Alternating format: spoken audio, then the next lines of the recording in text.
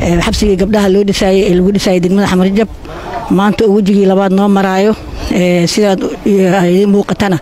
ay ka qayb galayaan ciidanka booliiska saldhigga Xamar Jab iyo ciidanka booliiska ee hoggaanka dhismaha ay maamulka degmada oo mar walba gacan naga siiyay wax qabadkeena saldhigga Xamar Jab waxaan rabaa wax yar inaan ifiyo saldhiggan markiisa horeba wuxuu ka dhaxeeyaa ama xuquuqdooda lagu dhisay ciidanka booliiska Soomaaliyeed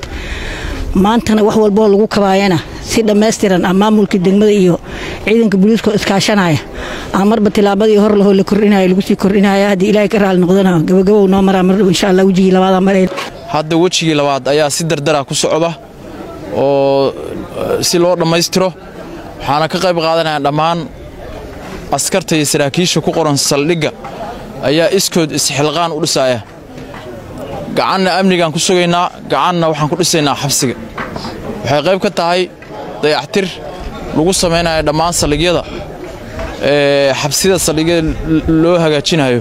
gudoomiyaha degmada iyo dhammaan maamulka Xamar Jab iyo dadka deegaanka waa u mahad celinaa sida ay u garab taagan yihiin saldhigga iyo booliiska